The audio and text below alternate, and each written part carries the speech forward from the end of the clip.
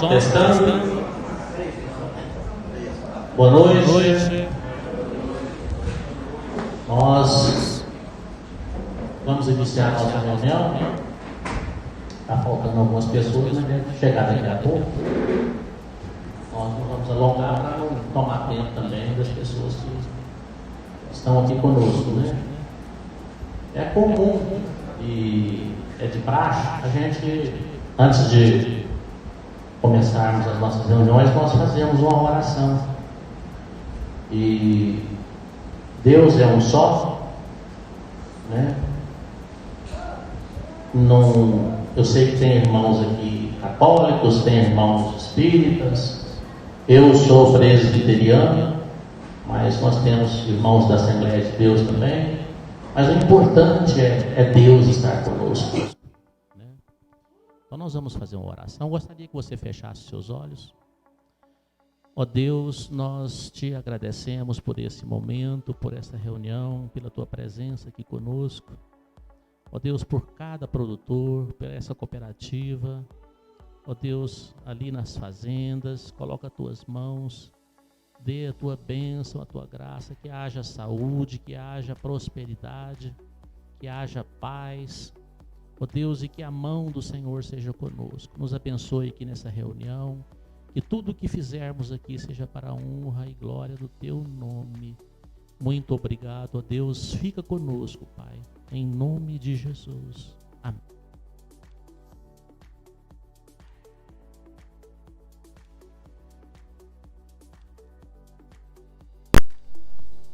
Vamos fazer algumas apresentações aqui e vamos também falar da compra de adubos. Nós vamos falar também de compra de milho. Vamos falar de assistência técnica da turma do Senar que está aqui. Cadê a turma do Senar? Ah, está ali. O Flávio, mas a equipe dele. Então, também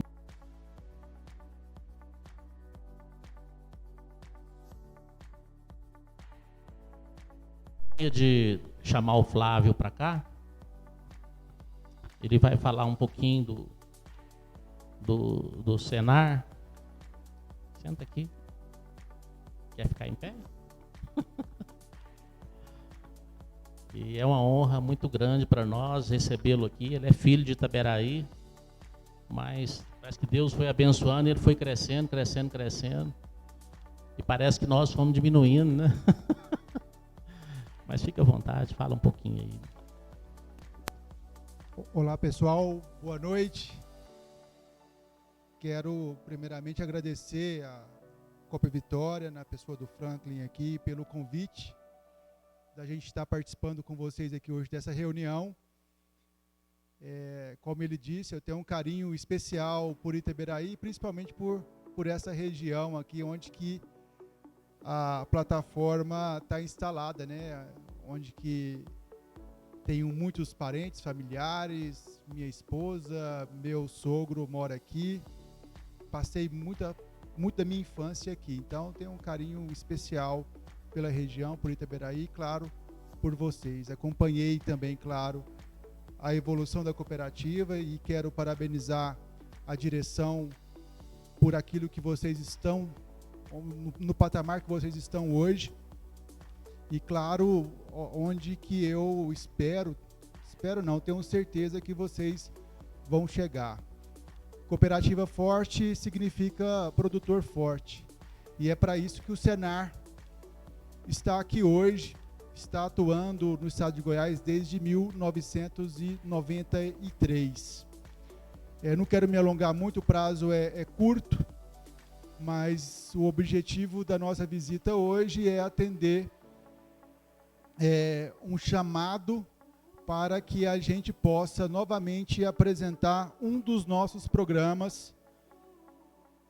O programa que hoje é o carro-chefe do Senar, é o programa que tem o maior orçamento dentro de todo os nossos gastos, que é a assistência técnica e gerencial. Estamos com 8 cadeias, e 48% dos produtores atendidos estão dentro, Franklin, da cadeia produtiva de leite. Vivemos diariamente todas as dores que o produtor de leite enfrenta. Não temos dúvida que os últimos meses foram muito difíceis. O segundo semestre de 2021 e esse primeiro semestre de 2022 foi momentos onde nós presenciamos muitos produtores desistindo da atividade, um desestímulo, um posicionamento da indústria jamais visto e, claro, né, muita incerteza, muita revolta e, bom, é isso. E agora, alguém já sabe aí o que deu o leite spot que o relatório saiu hoje? Só vou falar para vocês, em janeiro, Franklin, vocês receberam quanto aqui mais ou menos o spot? 2,20, 2,10, mais ou menos isso, né? De patamar de 2,20, 2,20 e poucos, né? O último relatório está demonstrando um preço de R$5. Isso é bom? Isso vai ser bom, sim, desde que vocês cooperados e vocês produtores aproveitem bem esse momento para se prepararem para uma próxima crise que com certeza virá, né? São ciclos, se prepararem para uma crise que certamente virá no futuro, não sabemos precisar quantos meses, e que também, né, possa fazer com que vocês se posicionem como verdadeiros empreendedores, gestores do negócio de vocês. E isso que é importante. Com certeza isso vai garantir, vai dar oportunidades para vocês, às vezes, resgatarem alguns prejuízos que essa fase ruim deixou. Mas, para finalizar, eu quero falar para vocês que o Senar, a pessoa aqui dos nossos colaboradores, está aqui o Joás, que ele é coordenador da assistência técnica e gerencial, o Adson, que é o coordenador regional, é a pessoa que mora aqui em Iteberaí, que cuida de toda essa região, falar que nós estamos à disposição de vocês, em nome do nosso presidente Zé Mário Schreiner, e dizer, só para o Joás vai falar isso muito bem, uma coisa importante. Como eu disse, os produtores que nós acompanhamos durante esse momento de crise, Franklin, fazendo a gestão técnica e também a gestão das finanças dessas propriedades, os que estavam com o ciclo completo, nenhum apresentou, né, renda bruta negativa, né, COI negativo. Ou seja, pelo menos o produtor não tirou dinheiro do bolso para pagar as suas contas. Então isso é muito importante. É resultado do trabalho dos nossos técnicos, que hoje são centenas, né, dos nossos supervisores e da nossa coordenação.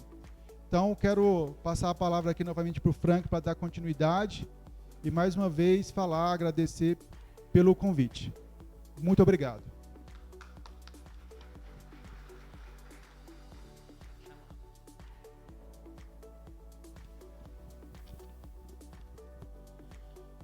E então vamos chamar o Joás. Cadê o Joás? Dá uma explicação para nós aqui do que é assistência técnica gerencial do Senar, né? Fique à vontade, Joás. Boa noite, pessoal. Tá gelando, né? Pessoal, então, muito prazer. Meu nome sou zootecnista, coordenador da assistência técnica na cadeia de leite e também de agroindústria. Tem inclusive um técnico nosso de agroindústria atende vocês também aqui, né, que é o Alan. E para mim é um prazer, né, estar aqui com vocês aqui. Agradeço aqui o convite, né, do Frank, do Cláudio também. A gente teve uma prévia, uma conversa aí, apresentando um pouco do que é assistência. E ele convidou a gente para vir aqui para passar para os produtores também. A gente está aí na iminência de fazer uma parceria com a cooperativa aí. Então, vamos falar um pouco mais sobre a nossa assistência técnica, né, e gerencial. Bom, fazer assistência técnica e também gerencial. Aqui vocês já estão habituados já com esse termo também, né? A grande maioria hoje dos técnicos é assistência técnica pura e simples, né? Então a gente sai da faculdade muito tecnicista, né? Então é uma assistência para aumentar a produção, né? De repente uma qualidade do leite, etc. E na faculdade muitas vezes não ensina para a gente também a parte gerencial, que é o controle dos custos de produção, né? Controlar a receita, despesa, fluxo de caixa. Por quê? A propriedade de vocês é uma empresa, né? Então, não é simplesmente uma fazenda, né, um tirador de leite. Hoje, o produtor de leite tem que ser empreendedor. A nossa assistência, ela tem duração de até 24 meses. 24 por quê? Nossos contratos com os técnicos é de 24 meses. Então, a gente permite que até no 13º mês haja inclusão de produtores no grupo. Porque, de repente, entra produtor no primeiro mês, no segundo, terceiro, e não se adequa à assistência. Então, a gente permite a entrada de novos. Então, o produtor que entrou, por exemplo, no 12º mês, vai ter mais 13 meses para frente de assistência, né? O que a gente busca, né? A parte produtiva, aumento de produção e também incremento de produtividade. Porque parece ser a mesma coisa, mas não é. Produção o quê? Litros dia, por exemplo, né? É um dado de produção. Litro sectariano já é um dado de produtividade, né? Hoje você vai comparar, por exemplo, leite com soja, litro sectariano contra sacos de soja, por exemplo, por hectare, né? A gente busca também, né, a pegada também ambiental. A gente tem hoje um programa que chama FIP Paisagens, que é assistência técnica gerencial também, como os demais, só que tem uma pegada ambiental. Então, é uma parceria com o Banco Mundial, que ele patrocina assistência, visando que os produtores que estão em déficit com área de reserva legal. Tivemos mais produtores, no caso do Vale do Araguaia, que tinha mais déficit lá. Então, o técnico entra na propriedade, ajuda o produtor a ganhar dinheiro, que tem aquela velha máxima, né, que quem está no vermelho não pensa no verde, não, né? Então, dificilmente, quem está no vermelho vai querer fechar uma área. Então, você tem que ajudar ele a ganhar dinheiro, aumentar a produtividade dele e, consequentemente, liberar espaço para a reserva, né? Nosso foco também é na sucessão, né, familiar, então na parte social. Então, hoje a gente pega aqui, estou vendo aqui, tem muita pessoa jovem aqui, né, rapaz, moça. E isso é muito bom, né, Frank? Porque sucessão familiar, né?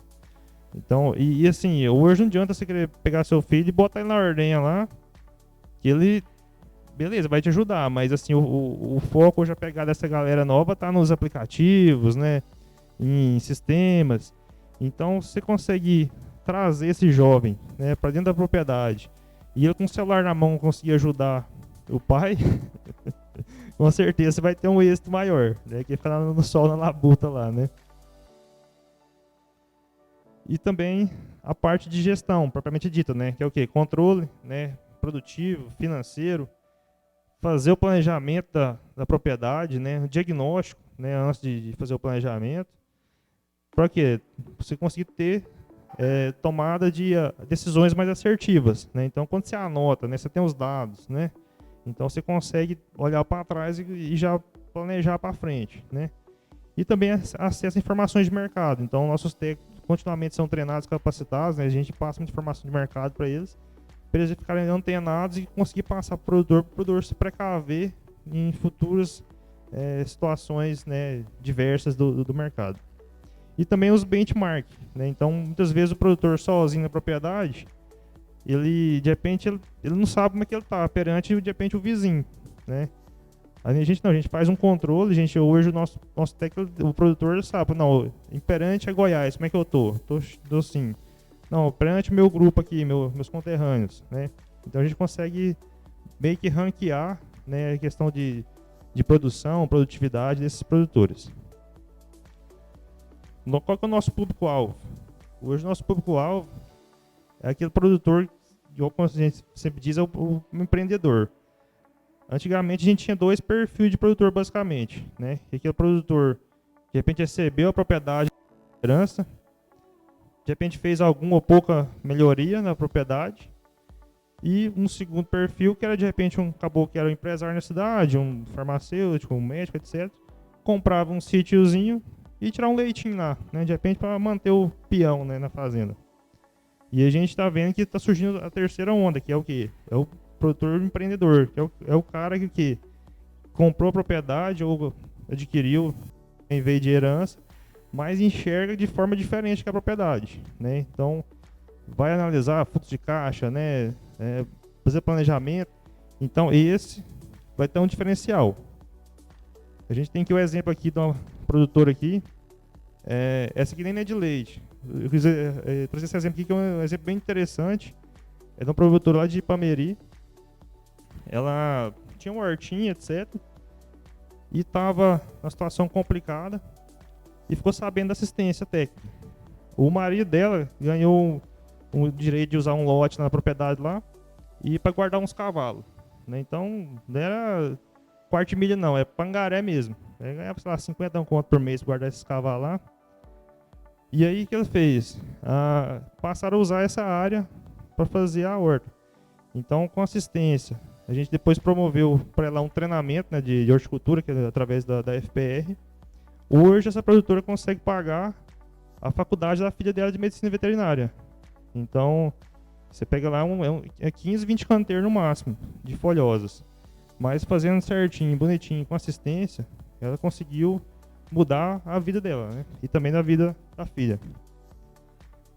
Direitos, né? Qual que é o direito do produtor que assiste pelo Senar?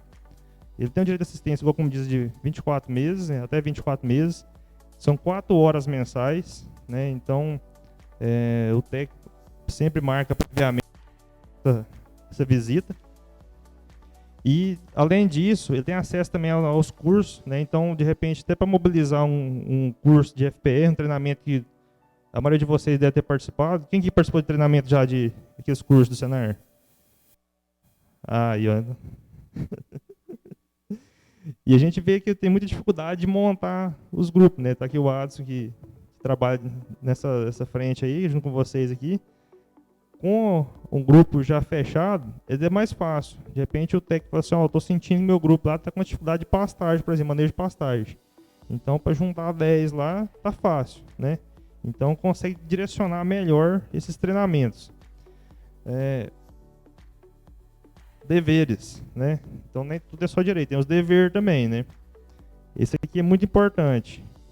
O técnico atende em torno de 30 produtores, até 30 produtores no mês.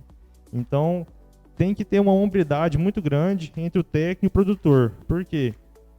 Marcou com o técnico, né? Só de repente para uma situação muito atípica mesmo para desmarcar, né? Então, a gente teve situação, por exemplo, do técnico marcar com o produtor um mês antecipado, chama de visita, não estou na fazenda não, vim cá olhar uma moto na cidade, vou olhar um carro.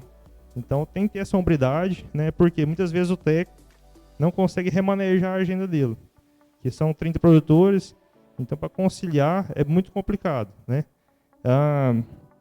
Outra coisa que eu gostaria de salientar também, os dados de vocês, né, do produtor que é atendido, é confidencial. Então, a gente só usa esse dado com autorização do produtor, por exemplo, no dia de campo, enquanto o produtor é assistido, que a gente abre a mala, né, vamos dizer assim, mostrar os dados do produtor, mas não tem vínculo com a Receita Federal, não tem vínculo com agrodefesa nem nada. É pura e simplesmente o técnico produtor, né? Então a gente pega esses dados, por exemplo, quando vai fazer uma análise geral de região, município, estado, A gente pede no global, então nunca aponta, o Frank ali está assim, assim, assado. Nunca assim, só com autorização. Como funciona a TIG, né? Então, antes de começar a assistência, é basicamente o que estamos fazendo aqui hoje. É o quê? Preparar, né, tag produtor. Então, mostrar como funciona a assistência. E depois, a assistência propriamente dita na propriedade. Então, a gente apresenta para os produtores como funciona a assistência, né? Depois disso, tem os termos de intenção, que a gente passa, o produtor assina o termo de intenção, como que quer participar da assistência. E esse sempre é por cadeia produtiva, então o grupo, quando é só de leite, é 30 produtor só leite, ou 30 só corte, porque o tem que ser exclusivo e especialista nessa área. Depois disso, a gente faz a contratação, né, e capacitação desse técnico, credencia a empresa dele, que é CNPJ, faz um treinamento metodológico, né, então um treinamento de 9 dias, então é imersão mesmo. Esse mês a gente tem 2 treinamentos já, que a gente vai treinar em torno de uns 50 e poucos técnicos.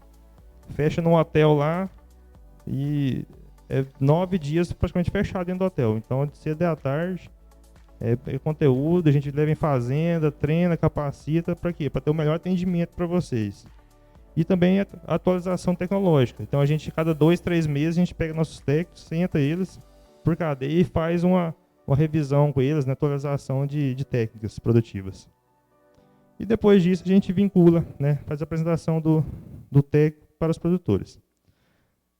Quando o técnico inicia a assistência, então a gente tem, acho que está meio pequena aqui a imagem aqui, mas são 5 passos que a gente diz, os 5 passos da assistência, que é o quê? O primeiro, que é durante os 3 primeiros meses, as 3 primeiras assistências, o técnico vai levantar junto com o produtor, fazer um diagnóstico com ele. Então, a gente tem muito produtor aqui que, Deus quiser, vai ser atendido, então não espanta se o técnico ficar especulando vocês lá, né? Quanto tem de cerca, quanto tem de trator, quanto que vale a sala de ordenha, a casa, etc. Por quê? Ele tem que ter na mão esses dados, essas informações. Por quê? Depois calcular a depreciação, né, calcular quanto que tem de mobilizado e etc. Feito isso, o diagnóstico, até o 5º mês, o técnico vai conhecer profundamente a propriedade e vai fazer o planejamento para vocês, junto com o produtor. Fala, ó, daqui 1 ano, a gente está tratando. Qual que é o seu sonho? Não, meu sonho, de repente, eu estou com 500 litros hoje, quero tirar 2.000 litros. Então, peraí, com o diagnóstico na mão, fala, não, é possível. Não é possível. De repente é possível 1.000, é possível 600, 700, etc. Então, faz esse diagnóstico e faz o planejamento junto com o produtor. Terceiro passo, adequação tecnológica, né? Por exemplo, um piquete rotacionado é uma adequação tecnológica, né? Fazer uma pesagem de leite, adequação tecnológica. Então, tentar trazer o produtor, fazer uma melhoria no seu sistema produtivo. E também tem os cursos, capacitações também, né? Que o técnico vai ter um contato bem próximo com o sindicato, com o mobilizador. Então tem mais facilidade de trazer treinamentos para vocês. E a 5ª etapa, que é avaliação sistemática de resultados. Então a gente faz todo mês ou a cada semestre, a gente faz uma validação, ver como que está caminhando o mercado, né, e os nossos técnicos também, em questão de indicadores produtivos, econômicos, etc. Então, o sistema, a rede hoje, basicamente, é composta pelo Senar Central, que é o gestor nacional. Esse sistema de assistência foi implementado em 2014 como piloto. E antes de 2014, o Senar só podia dar aquele treinamento de FPR, que muitos participaram aqui. A gente teve que mudar o estatuto, né, do Senar. E essa assistência foi instigada com um diagnóstico da cadeia produtiva, que foi feito em 2009 e a gente repetiu ele em 2019, onde constatou que mais de 80% dos produtores do estado de Goiás, da cadeia do leite, não tinha assistência técnica contínua. Então era um técnico, de repente uma venda técnica, né, uma casa agropecuária, mas um técnico na propriedade, né, 100% com isenção, né, de mercado, para ajudar pura e simplesmente o produtor, mais de 80% não tinha. Então foi uma dor que o Senar sentiu e acabou implementando. O Senar Goiás começou em 2017 com essa assistência. Então temos aqui o gestor estadual, que seria no caso do Flávio, coordenador regional. Então nesse caso aqui, eu trabalho na coordenação lá em Goiânia, né, da assistência. Temos os supervisores, então hoje temos 11 supervisores em Goiás. Esses supervisores atendem até 15 técnicos, então é meio que um tutor. A cada 2 meses está visitando o técnico para estar validando com ele, né, acompanhando o trabalho a campo. E o gestor local, né, que seria o sindicato, o técnico, e cada técnico pode atender aí até 25 produtores. Então é só para mostrar aqui que o técnico, quando chega na propriedade, não está sozinho. Ele tem todo um suporte, né, para até chegar na propriedade. Como que está o Goiás, então, nesse cenário, né? 25 estados do país hoje faz assistência, só São Paulo e Paraná que não atende, mas o São Paulo já está entrando já também para fazer assistência. De janeiro de 2017 até maio, que eu peguei esse dado aqui no final de maio, a gente conseguiu atender 230 municípios e conseguiu entrar em 12.336 propriedades, né? A gente sabe que tem muita propriedade que de repente teve 1 ou 2 visitas só. Por quê? O produtor de repente não estava preparado, ou de repente achou que era uma coisa e era outra, mas a gente conseguiu entrar nessas propriedades, né? E os que conseguiu se adequar à metodologia está sendo diferencial. Atualmente temos em torno de 4.300 fazendas, já vamos, a partir agora de agosto, provavelmente já chega nas 5.000 propriedades atendidas já, que como a gente está treinando 50 técnicos nesse mês, então 50 vezes 30 dá 1.500, então já vamos passar de 5.000 produtores. Aqui em Goiás a gente tem 3 coordenadores, igual eu, 11 supervisores, 170 técnicos de campo, então vai passar de 200 agora. E já foram realizadas mais de 130 mil visitas. A gente atende, como o Flávio disse, 8 cadeias produtivas, né, que eu vou mostrar mais para frente, e a gente atendeu 10 projetos já. Se pegar o atendimento, né, por cadeia produtiva, 48% desses produtores atendidos, dos 12 mil que a gente conseguiu entrar na propriedade, 48% é leite. Então isso mostra do estado, né, na produção de leite. 15% foi bovino de corte, 15% de horticultura, 8% de frutas, 6% de piscicultura, 5% de apicultura e 3% que é a cadeia de grãos e a agroindústria, que são cadeias que a gente está piloto ainda. A gente está com 2 de agroindústria aqui no estado e 2 de grãos. Pessoal, a gente vai... hoje, o produtor de leite, ele não é apenas um produtor local, né? Ele hoje é um responsável pela segurança alimentar, né? O Brasil se destaca muito hoje no mundo pela segurança alimentar global, né? Hoje, sem o Brasil hoje no mundo, o mundo passa fome, né?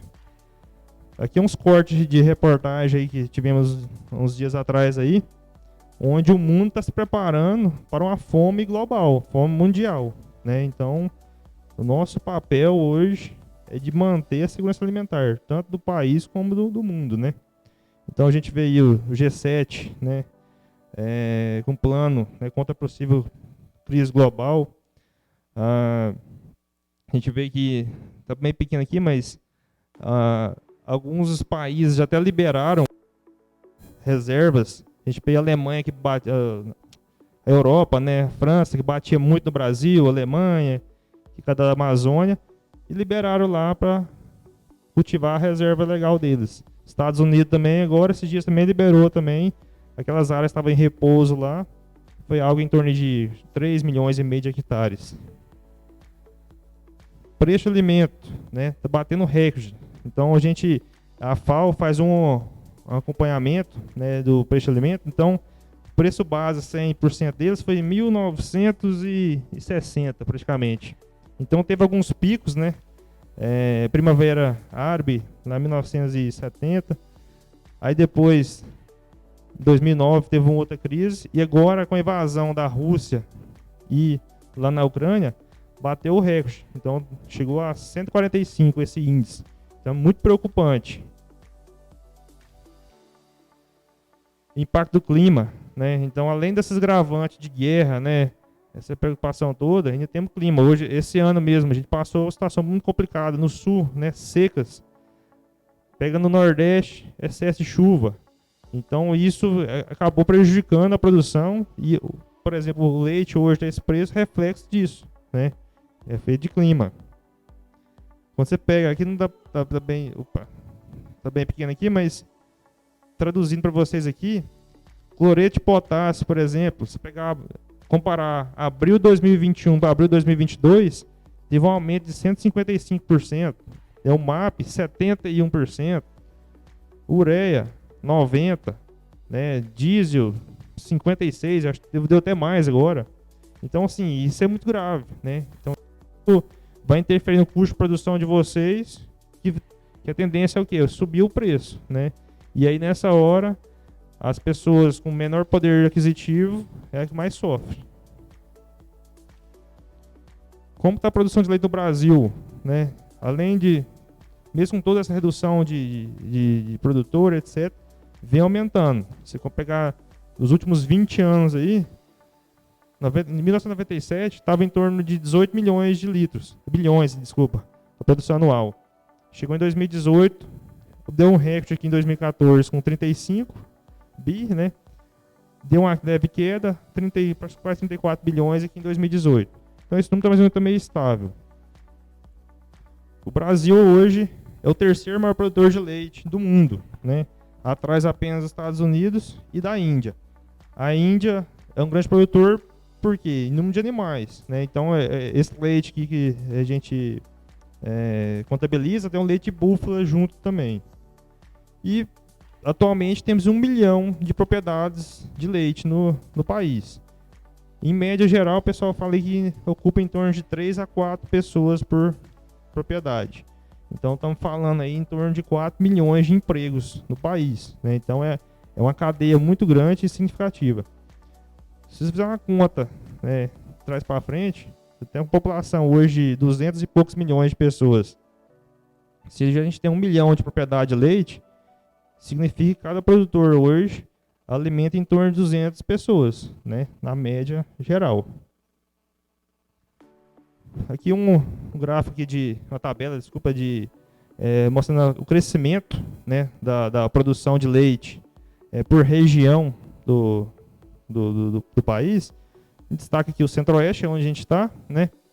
Em 97 produzia em torno de 2,7 bilhões de litros. 2018 foi para 4 bilhões, né? Então teve um incremento de 1,4 e uma taxa de crescimento em torno de 1,9% ao ano, né? O que mais se destacou aqui foi o Norte e o Sul. O Norte teve um crescimento bem expressivo, contudo o volume é um pouco baixo. Agora o que mais impressiona é o Sul, né? Então a região Sul hoje ela produz 30%, juntar Paraná, Santa Catarina e Rio Grande do Sul, é 30% do leite do país hoje. Pegar alguns países, né, fora aí que são, de repente, concorrência nossa no leite, vamos dizer assim, a produção em torno do Brasil, isso dados de 2019, da FAO e do IBGE. O Brasil com 33 bilhões de litros, com 1.176.000 propriedades, deu uma média por fazenda de 78 litros por dia, né? Você pega os Estados Unidos, 97 bilhões, ou seja, 3 vezes mais que a gente, com apenas 46 mil fazendas, né? Uma produção média diária de 5.800 litros. Pessoal, Estados Unidos, o Brasil, que é hoje, é os Estados Unidos 70 anos atrás. Os Estados Unidos tinha 1 milhão de produtor também, há 70 anos, em 1950. Hoje, sobrou 46 mil, ou seja, 95% dos produtores praticamente saíram da atividade. E o Brasil daqui a 70 anos, como é que vai ser? Então a gente está vendo aí muito produtor saindo da atividade. Essa é uma tendência mundial, né? Você pega a Alemanha, igual a gente em produção, né, praticamente 32 bilhões de litros, com 69 mil produtores, com a média de 1.293 litros por fazenda que produz. A Nova Zelândia, né, com 21 bilhões, que é um grande exportador hoje mundial hoje de leite em pó, é a Nova Zelândia. Ela tem uma média de 11 mil fazendas, apenas 1.900 fazendas, com uma média de 4.900 litros por fazenda. Então a gente tem relato lá que é uma ilha, né? Então hoje, igual vocês têm os caminhões de leite que buscam nas fazendas, lá busca de carreta. Então o produtor, ele quando vai, tem bonificação, igual o cara que no Paraná também já tem no Cássio, né? Ganha bonificação se a carreta conseguir encostar na propriedade. E nossos irmãos, os irmãos, né, argentinos, com 10 bilhões, que é 1/3 da nossa produção, 10 mil fazendas. Então, a produção média de 2.700 litros por fazenda. Então, se você pegar e comparar com os outros países aqui, o Brasil está muito aqui em produção e produtividade, né? Bom, quem vai perder essa atividade, então? Né? Produtor mais eficiente, que tem adaptação às novas tecnologias, né? E também tem melhorias constantes na sua gestão e maior eficiência técnica e econômica. A gente pegar o mercado global, tá muito ruim aqui a imagem, mas só para ter uma noção, sempre esses quadrinhos de cima aqui é o ano de 2022, né? Então, por exemplo aqui, esse primeiro aqui é a Europa. Só para pegar em números, o litro de leite na Europa atualmente está em torno de 47 centavos de euro. Você pega os Estados Unidos, está 55. Na China, né, que é um grande produtor também de leite, 60 centavos de euro. Então eles têm um custo de produção muito alto. Eles têm fazenda lá de mais de quase 100 mil vacas, mas tudo estabulado, né? Então custo muito alto de produção. E a gente tem aqui a Nova Zelândia, por exemplo, com um custo 44. Então eles são muito eficientes porque eles produzem a pasto, né? E nossos irmãos argentinos ali, 35 centavos de euro. Já o Brasil, 44. Ou seja, 47, desculpa. Hoje, uma possível ameaça para o leite seria a Argentina, porque eles estão com um custo mais em conta que o nosso. Tem a questão de que o governo lá travou as exportações, aumentou a tarifação, então, por enquanto, ainda tem um risco, claro, de preço, mas tem as taxações que acaba segurando esse preço lá, que o governo não está permitindo o aumento do preço dentro do país. Mas a gente sabe que está caminhando, de repente, aí para um regime muito de repente comunista, né? E o mercado local, como é que tá, né? Ó, montanha-russa, né? Spot aqui, se pegar os últimos 2 anos, em maio de 2020, 2,35, né? O leite spot deu um pico de 3,58, mais ou menos de julho e agosto, caiu 2021 para 2,45, subiu 2,96, caiu de novo para 2,20 e pouco aqui no início do ano, como faz isso, né? Já chegou aqui no mês de junho, 4,19. Agora, estamos falando do leite que vai ser entregue a partir de amanhã, né? A R$5. Então, assim, o que? Houve meio que um massacre, né? Dos produtores aqui no início do ano aqui. Eu acho que foi uma estratégia mal feita por parte do laticínio de baixar muito o preço dos produtores. Houve um desestímulo da produção, baixou a demanda, vem preço, né? Eu trabalhei 7 anos como comprador de leite. Então eu rodei aqui em Goiás, rodei 2 anos e meio no Paraná, eu gerenciava 2 entrepostos igual esse aqui. Então assim, a gente sabe como é que também, como funciona também a parte do laticínio também, os bastidores, né? O spot é um leite que não é um mercado que você pode, não dá para muito balizar em cima dele.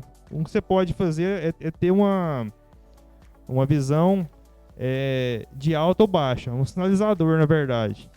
O spot está subindo, é sinal que o leite vai subir, né? Então, ele é bem antecipado. Então, a venda é quinzenal. Não sei se todos aqui conhecem como funciona o spot, mas o spot é um leite comercializado de um para o outro, né? Igual a cooperativa fornece, ou excedentes de indústrias de laticínio também. Então, tem uma queijaria, fabrica queijo, sobra um excedente, eu vendo no mercado spot. Em momento, é uma estratégia, né, para os laticínios conseguir ter um volume, igual nessa época, um volume expressivo mais rápido. Só que na época da baixa, é os que mais sente também, porque a baixa é mais forte e a primeira baixar, né? Então, os laticínios grandes utilizam o spot como meio que um balizador. Na época da alta, o spot sobe muito mais do que em relação ao produtor. Só que quando na época da baixa, muitas vezes o laticínio aproveita o preço do spot para fazer mix para segurar o produtor próprio. Então, você pega início do ano e teve situação de produtor receber praticamente o mesmo preço do leite spot. Eu vi produtor receber até mais do que o preço do leite spot, de alguns laticínios, empresas grandes. Então, ele meio que é um balizador para as grandes empresas. Está aqui o mesmo período, né, de maio de 2020 a maio de 2022. Aqui a gente vê aqui em maio de 2020, por exemplo, a 1,40 aproximadamente. Essa média aqui é a média paga ao produtor do estado de Goiás. Então, a oscilação variou aqui de 1,50, 2, um pouco acima da casa de 2, 2,50. Ou seja, foi muito mais amena do que em relação ao leite spot, né? Então, como eu disse, de repente não dá para iludir com o spot. Você tem sempre que é seu farol, vai subir, vai baixar, então você olha o spot, porque como ele é comercializado antecipadamente, então hoje, dia 30, eu fecho o leite do dia 1º até o dia 15 e recebo antecipado, né? Antecipado não, eu recebo o preço, eu sei antecipadamente, os próximos 15 dias. O leite que eu estou entregando para o laticínio ou para a cooperativa, que eu entreguei até hoje, eu vou só saber o preço daqui 25 dias, não é isso? Então, praticamente, você tem aí um delay aí de 20 e poucos dias para saber como que está se comportando o mercado. A gente fez uma análise de rentabilidade, né, já partindo para o final aqui, dos nossos produtores atendidos, né? Então, eu tinha uma base lá, no ano de 2020, pouco mais de 1.000 produtores, que a assistência veio crescendo em número de produtores, mas eu consegui filtrar lá 570 produtores que receberam assistência durante os 12 meses consecutivos. Então, eu peguei todos os produtores que teve 12 meses seguidos certinho de assistência, deu 570. E aí eu estratifiquei eles conforme o nosso diagnóstico do leite, que foi feito em 2019. Então, a gente classificou produtor de 0 a 200 litros por dia, 201 a 500, 501 a 1.000, de 1.001 a 2.000, 2.001 a 5.000 e acima de 5.000. A gente teve até produtor assistido acima de 5.000, foram poucos, mas não foram os 12 meses consecutivos. Então, talvez o produtor entrou no meio do ano, ou de repente estava vindo de um outro projeto e encerrou. Então, como são mais poucos produtores acima de 5.000, então a gente não teve nenhum para essa nossa base de dados. E aí, a grande maioria são pequenas produtoras, né? Então, de 0 a 200, por exemplo, deu 61 produtor. Então, praticamente 40% dos nossos produtores atendidos hoje está abaixo de 200 litros por dia. De 200 a 500, 207, né?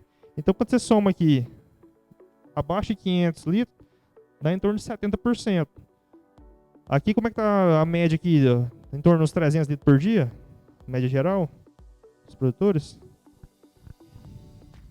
300, né? Então, está mais ou menos na nossa realidade também, de 300 e pouco também.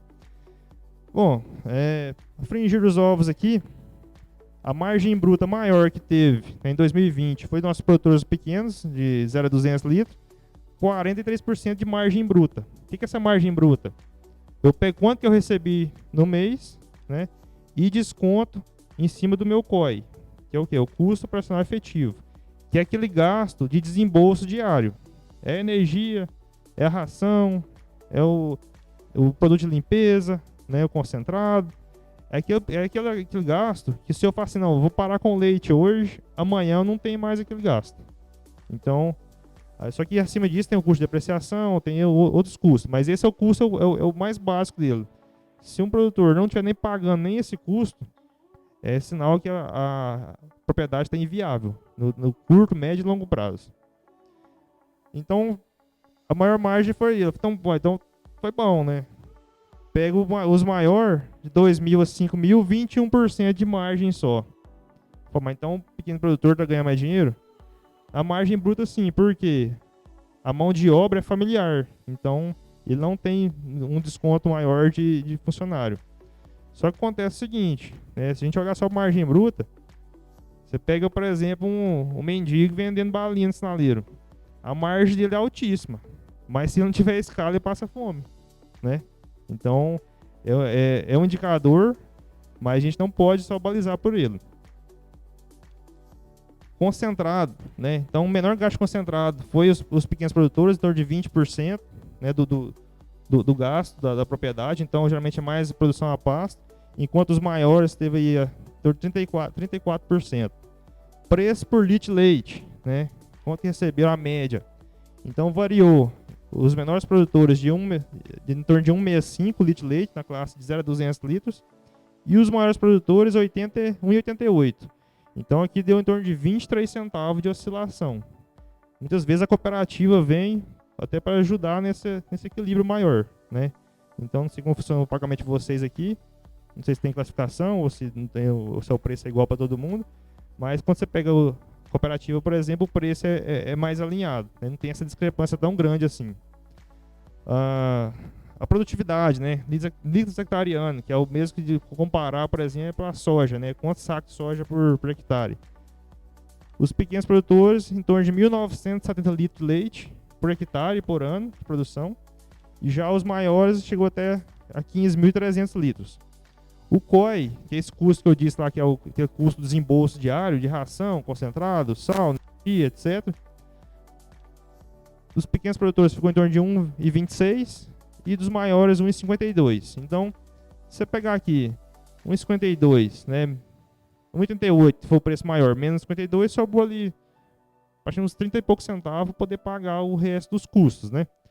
Juntando todo mundo no mesmo balaio aqui, margem bruta média ficou de 36%, o concentrado, gasto médio 29%, então hoje o nosso benchmark é em torno de 30% a 35% do gasto de concentrado, né, na propriedade. E o preço médio do litro de leite 1,76. Litro hectariano 4.400 e o COI 1,25. Isso lá em 2020. 21, como é que mudou a realidade, né? Aí viemos aí com a pandemia, né? Então, com a pandemia a gente teve aí uma desestruturação na cadeia global de logística, né? Que acabou interferindo nos custos e etc. A mesma situação, classificar os produtores, era 200, 200, 500, etc. Né? Não mudou muito, né, a proporção, né? Então foi 464 fazendas com os 12 meses. Produtor de até 500 litros, em torno de 70% também, então não alterou tanto essa classificação. A margem bruta já diminuiu, né? Você pegou o primeiro grupo aqui, ó, estava com 43% de margem bruta, no segundo ano 35%, ou seja, caiu 8% nesse primeiro grupo de margem bruta. Já o segundo grupo praticamente manteve, porque eles conseguiram pleitear junto do laticínio os preços melhores. Concentrado aumentou, então estava de 29% a média de todos, foi para 34%. Houve uma melhora de preço, né, paga ao produtor, saiu de 1,76 no conjunto geral, foi para 2,09, e a produtividade deu uma leve queda. Só que o custo operacional da turma, né, saiu de 1,25 lá em 2020, subiu para 1,80. Então, é um custo muito alto, né, de produção. Quando a gente compara, né, vamos comparar só preço e custo, a turma aqui de 0 a 200 litros teve um incremento de 19% no preço do leite. Já o custo dele aumentou 38%. Enquanto os maiores teve 20% de aumento de preço e 38% de diferença de custo. Põe todo mundo junto, teve uma diferença de 19%, então isso foi bom, aumentou o preço do leite, né, na turma. Contudo, os custos, né, aumentou 44%. Então esse aqui foi, como se diz, foi para ter essa diminuição de produção de leite, agora no final do ano também. Muito produtor desestimulado, né, greve e tal. Mas por quê? Realmente, os números mostram pra gente aqui, ó, a situação apertou e muito em 2021 em relação a 2020, por exemplo. Bom, nossos principais desafios, né, falando de assistência, né, dos produtores no estado de Goiás.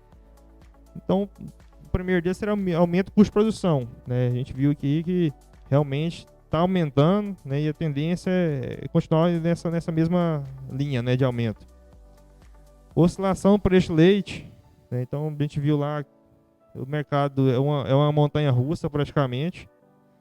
Mão de obra, não sei se em Itaberaí tem esse problema, mas em outros lugares do estado tem muito problema de mão de obra, né? Isso é um dos gargalos da atividade leiteira. Concorrência por área produtiva. Então, aqui em Itaberaí, por exemplo, tem muita concorrência. A gente sabe que um município que tem lavouras, né? Então, muito forte, né? O agronegócio aqui em Itaberaí, tem galpão de frango, etc. Além dessa concorrência por área aqui, né? De uma atividade concorrendo com a outra, a gente tem também a situação de terras indígenas, por exemplo. Tá parado lá no STF hoje, aquela questão lá do marco temporal. Com a canetada lá dos Supremos, lá dos 11 Supremos, né, dos ministros, a gente pode dobrar hoje, né, hoje é mais de 13% da nossa área hoje de terra indígena, pode ir para 28%. Então, isso pode inviabilizar o agronegócio do Brasil, né? Então, é uma coisa muito séria. Muita gente, de repente, está desinformada, não sabe disso, mas nossa classe hoje está sofrendo essa ameaça, né? E é real. Se aparecer um dia um índio deitado aqui na porta aqui da cooperativa aqui, aqui, fechar tudo aqui e caçar outro rumo. Sucessão familiar, né? Isso aqui está muito evidente nos nossos diagnósticos do leite, que a idade média dos nossos produtores está aumentando, né? Então está acima de 55 anos. Então a gente tem que ter a renovação, né, E a gestão da atividade, né? A gestão também é um grande desafio hoje, em termos gerais. Mas tem também as oportunidades, né? Então, há uma crescente demanda por alimentos no mundo, no Brasil e também no mundo. A população mundial de mais de 8 bilhões, né? Daqui a pouco chega a 10. Desenvolvimento tecnológico e aumento de produtividade, né? Temos aí a Embrapa da vida, né? Empresas que trabalham para desenvolver técnicas novas, né? Para aumentar a produção e produtividade. Clima e solo favorável, então a gente está no país aí, embora esse último ano aí teve essas secas, né, e excesso de chuva, etc. Mas a gente tem situações aí que tem lugar até 3 safras, né, com pivô, etc. Território pacífico, né, então quem poderia imaginar século XXI aí, do ano 2022, um país lá na Europa, lá invade o outro lá, e um evento que pode, né, não sei se vai, mas tem potencial para de repente se tornar uma terceira guerra mundial, né, daqui a pouco a gente pode ser convocado para ele ter que trocar tiro na Europa, né? Então, é uma situação complicada. E graças a Deus, por enquanto, ainda está livre disso, né? E assistência técnica gerencial, né? Então, a gente trazendo para vocês aqui, né, a oportunidade aí de estar sendo também atendido, custo zero, né? Então, o produtor atendido pelo Senar, porque vocês já pagam, a nota fiscal de vocês já é descontada 0,02% e a gente tem que devolver para vocês em forma de assistência, em forma de grupos, né, de assistência, treinamento, etc. Bom, só uma frase aqui para finalizar aqui, né, do Arthur Ashe: comece onde você está, use o que você tem, faça o que você pode. É isso aí, muito obrigado. Estamos aqui à disposição para alguma eventual dúvida.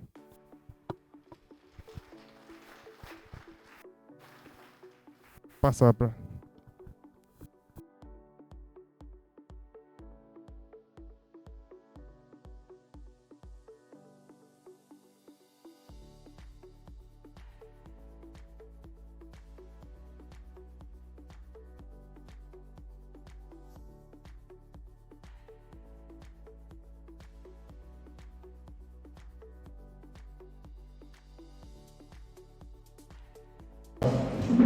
E nós já temos um grupo de 30 produtores, né, Sidney? E de repente a gente forma mais um outro grupinho, Flávio, se você permitir, mais pelo menos uns 60 produtores. Né, Joás? Estão aqui, a gente não... Mas é muito bacana. Tá conosco aqui a turma da... A turma não, o senhor, né, da KWS. Seu nome é qual? Mauro. Ah, tá joia, seu Mauro. Vem cá. Eu ouvi falar muito bem da KWS, hein?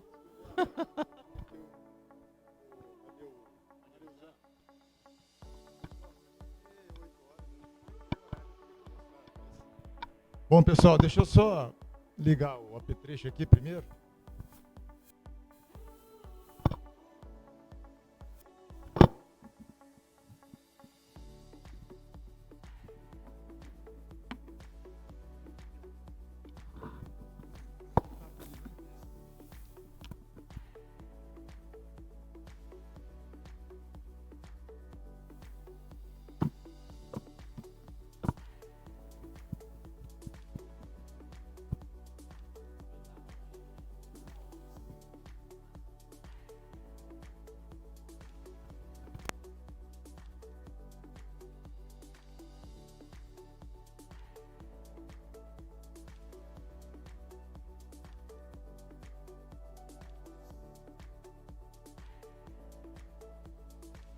Tem milho cozido também, viu, Moacir?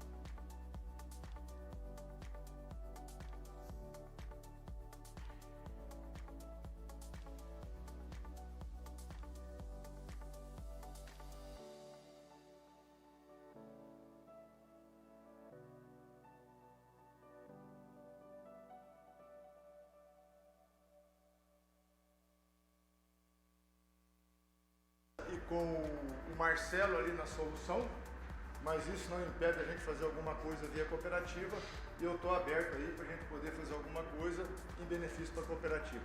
A gente sabe que semente de milho é um negócio que ultimamente também entrou nos custos e aumentou demais. Tudo que puder ajudar nos custos a gente está dentro. Uma pergunta só, quem aqui planta milho para silagem? Levanta a mão, por favor. Bom, então tranquilo, então estou em casa e nós vamos tocar rapidão aqui. Bom, pessoal, então vamos lá. Rapidamente, essa empresa, ela tem 160 anos de existência, trabalha exclusivamente com grãos na Europa, é a terceira empresa da Europa e a quinta do mundo, veio para o Brasil em 2012 e de 10 anos agora, nós completamos agora, eu comecei em 2012, trabalhando em algumas áreas do Mato Grosso. E estou aqui, eu estava em Rio Verde, Bom Jesus, e vim para cá em 2020. Que são umas áreas da empresa como pesquisa, e agora tem uma área de pesquisa em Rio Verde. Isso para quê? Para a gente ter aí híbridos trabalhados e desenvolvidos aqui na região, onde vai se adaptar e realmente produzir mais. Não adianta você trazer um híbrido lá do sul e plantar aqui na nossa região, que talvez ele não vá bem. Isso aqui é uma unidade de produção de semente. Isso aqui talvez seja o coração da companhia. Semente, todo campo de semente que a gente vê, aqui na região tem alguns campos, você tem um grupo de plantas que a gente define que é fêmeas, um grupo de plantas que é macho. Tira os pendões da fêmea, elimina o macho e o que a gente vende, que vocês plantam, é a espiga da fêmea. Tiramos a espiga da fêmea, levamos para a UBS, beneficiamos, guardamos em geladeira e trazemos o que vocês plantam, estava em condições ideais de armazenamento, para quando chegar aqui no plantio e ter alto vigor de germinação. Isso aqui é um campo de semente, linhas de fêmea, uma linha de macho. Macho poliniza, a gente tira, tudo é planta normal, tudo é uma planta de milho, só que a pesquisa define. Um grupo de plantas vai ser fêmea, a gente elimina o pendão poliniza a boneca, a gente colhe essa boneca, o que você planta é um híbrido, por isso que é um cruzamento. Você tem vários tipos de híbrido, híbrido simples, triplo, duplo, e o que a gente plantava, meu avô, seu avô plantava, era variedade. O que era isso? Guardava no paiol, tirava a ponta, tirava o pé, plantava só o meio, e aquilo, consequentemente, aquilo se autofecundava. No final, você estabiliza a produtividade, mas sempre é menor.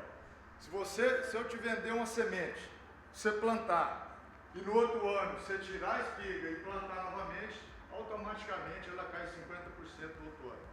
Então não caia nessa besteira, o negócio é comprar mesmo, que comprando você consegue produtividades maiores.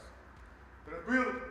Tirou a espiga, vai para a OBS, vai para a câmara de secagem, seca a espiga, 72 horas de calor, ameno, soprando, ela seca, há uma seleção, há uma classificação, e o que você planta passou por um processo tremendo, fora pesquisa. Um híbrido para ele ser lançado demora em torno de 6 a 8 anos. Então, híbridos novos, vem pesquisando, por exemplo, a gente faz vários ensaios aí. Esse ano eu tenho lá no Carlim alguns híbridos novos que estão em 800 locais. Talvez nenhum venha. Tem 2 lá que talvez não vai vir. Provavelmente não vai ser, não foi bem no Brasil inteiro e nós vamos eliminar ele. Rapidamente falando da cultura, quando alguém me pergunta assim, seu milho dá 2 espigas? Não. Planta de milho dá 1,04 a 1,08 espiga por pé. O que é isso? Em 100 plantas você acha 104 espigas, 108 espigas. E quando dá ralo? 108. E na minha vida de 33 anos de semente de milho, eu achei 114. Era um milho chamado G800 da Singenta. A gente conseguia, ele era muito prolífico, e a gente conseguia isso aqui. Agora, eu não quero isso. O que eu quero? Por que o saquinho de semente é de 60 mil sementes? Porque o que cabe no seu hectare, quanto que mede um hectare de solo? 100 por 100. Por quanto de fundura? Tudo que a Embrapa faz, tudo que os órgãos de pesquisa faz, é para você corrigir de 0 a 20. Então, o seu hectare de solo mede 100 por 100 por 20 centímetros de fundura. Mas se você for um cara bom, quer corrigir perfil, quer plantar safrinha e não sofrer muito com a seca, corrija 1,80 m se você conseguir. O americano faz isso. E não tem outro jeito no Brasil se não for com calcário e gesso. Ah, mas gesso demora demais. Então compra, porque senão você não vai comprar nunca.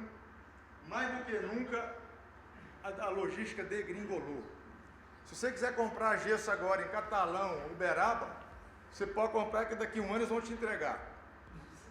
Mas a raiz para descer tem que ter gesso, tem que ter calcário. Ah não, mas eu adubo com 2.000 kg por alqueiro. Se tiver ácido, você está jogando dinheiro fora. Calcário e gesso, gente, é o negócio mais barato que tem para você fazer perfil. Aí sim eu posso começar a economizar adubo. Não, mas eu vou adubar muito. Não adianta adubar muito se não tiver calcário e gesso. Isso é o beabá da agronomia e das análises de solo. Então é o seguinte, perfil de solo, volume do seu hectare. É você que tem que cuidar disso, senão você não vai colher. Olha aqui, nós estamos cansados de ver isso aqui. Cupim, pasto degradado, vaca comeu, o potássio vai a 0. Aí, tonelada de potássio eu vi ontem, R$6.700. Não dá, né, bicho? Como é que eu volto potássio para o solo? Palha. Palha de milho, palha de capim, cama de frango que vocês têm aqui na região, horrores. Então é o seguinte, nós temos que ter cuidado para corrigir solo. A sua produtividade, você pode arrumar tudo. Ah não, mas está pobre em flor. Você não vai conseguir fazer 150 sacos de milho por hectare, nunca na vida. Ah não, mas eu faço 70 toneladas de silo por hectare. Mentira. Eu peso silagem pra caramba. É porque você acha que aquela carretinha sua pesa 3 mil quilos. Eu já pesei aqui demais, pesa 2.300. Aí você faz a conta e tá nas carretas e acha que deu 60 toneladas. Não dá. Não dá por um simples fator. Se o saquinho tem 60 mil sementes, se eu planto 60 mil sementes por hectare, vai perder 10%, vai ficar 54 mil plantas. 54 mil plantas não vai dar 1 quilo por planta, cara. Vai dar 700 gramas, 800 gramas por planta. Então, tonelada de silo por hectare. Quando você faz 42 toneladas de silo por hectare, é lindo. Ah, mas eu fiz 50. Parabéns, 50 dá para fazer. Eu vou falar rapidamente aqui, porque o Marizão me pediu. Eu fiz faculdade em Lavras. Em 6 meses, tinha 4 aulas de milho por semana. Em 6 meses. Eu não vou falar isso aqui em 20 minutos. Mas eu vou ser bem sucinto os pontos que eu acho. Se você quiser produzir uma lavoura boa de milho para grão e passivo, você tem que cuidar. Primeira coisa é o caixotinho ali. Cuida de calcário e gesso. Segundo, nós temos que entender tudo que nós colocamos. Quanto pesa um grão de... Quanto pesa uma semente de milho? 0,3 gramas. Em 4 meses, esse troço dá uma planta de 900 gramas, cara. Com cheirinho de adubo que a turma costuma colocar, com água, com energia e com carbono. Então nós temos que aproveitar isso. E que jeito que a gente aproveita isso? Cuidado. O cara do trator, se for você, velocidade de plantio, fundura certa. Os erros que nós estamos falando isso há 30 anos, hoje acontece do mesmo jeito. Todo ano recebo 1, 2 reclamações para você atender, chega lá, tem semente para fora. Primeira matéria que eu tive em Lavras, iniciação agricultura. Nós fizemos um ensaio plantando milho, 0, 2, 4, 6, 8, 10, 12, 14, 16 centímetros de fundura. 16 ainda vinha uma. Na superfície não veio nenhuma. Desidrata o embrião, morre tudo. Por isso semente de capim a turma sofre pra caramba. Porque o cara joga o capim, passa uma grade mais ou menos, a sementinha é petitinha, o embrião é sensível, o cara reclama da semente de capim, mas desidrata. Então semente de capim tem que enterrar. Semente de milho tem que ficar 3 centímetros de fundura. Nós estamos em Itaberaí mais ou menos a 500, 700 de altitude ao nível do mar. Nós temos uma aptidão alta para grãos, muito boa. Você falou, o cara aí está dando um soco, brigando por causa de arrendo, velho. 80 sacos por hectare, 100, cara, mentirada danada, vai ver o que acontece, mas está pagando. O nego está doido aí atrás do zero. Tá ou não tá, Carlinhos? Apavorado. Então é o seguinte, nós estamos numa região boa, e aí é o seguinte, ó, 4 semanas após o plantio, eu plantei, e se até 25 dias eu não cuidei da minha lavoura, negão, você não vai pegar para trás. Deixou o menino passar fome, ele vai vir desnutrido até morrer, igual aquele bezerrinho com curva, que você deixa lá, não vira nada. Então é o seguinte, olha aqui, até 4 semanas, a planta já definiu produtividade, número de grão por espiga, número de carreira por espiga. Então, cobertura, controle de ervas, até 17, 21 dias, não deixa passar não. Não, mas eu joguei o Roundup ali com 30 dias, já competiu, você já perdeu. O que o mundo perde de alimento, 85% é mato e competição. Não é aquele ladrão de pamonha que você põe uma barraquinha e fica vigiando, não, colega. É mato. Você tem que segurar o mato. Por isso que as empresas estão cada vez lançando transgenia aí, para glifosato, para isso, para aquilo. Porque controlar mato, senão você está na roça. Então veja bem, aqui ó, nitrogênio. Ah, eu dei a cobertura com 45 dias, perdeu. Ah, aproveitou um pouquinho. Tem trabalho mostrando que nitrogênio, com 38% a planta já comeu 78% que ela tinha que comer. Então é o seguinte, bota na sua cabeça, até 25 dias eu tenho que fechar minha lavoura. Ó, mas e o fungicida? O fungicida é aqui, ó. Aí você vem aqui, antes do pendão, e aplica o fungicida. Mas doença está muito controlada. O que nós estamos errando demais, na lavoura em si, depois eu chego na silagem, é população de planta, adubação. Eu estava aqui em 92, 30 anos depois, eu vim ver o adubo 5,25,15, cara. Eu saí daqui, fui para as bandas de Rio Verde, Bahia, Mato Grosso, sumiu o 5,25,15, aí é MAP, cloreto, sulfato, nitrato, volta eu para Itaberaí 30 anos depois, a turma está usando 5,25,15. Ah, mas é porque a Adubos Araguaia tem, a Somafer tem. Pô, você está pagando, vai lá e fala para os caras, eu quero 8,20,12. Por que 8,20,12? Porque tem vários trabalhos mostrando o seguinte, toda vez que eu ponho mais nitrogênio na base, eu tenho mais produtividade. Quanto? 30% a mais. 30% a mais, negão. Não, mas eu lá na Somafer, o irmão do Espírito lá só me vende o bucinho. Pô, bicho, você está pagando.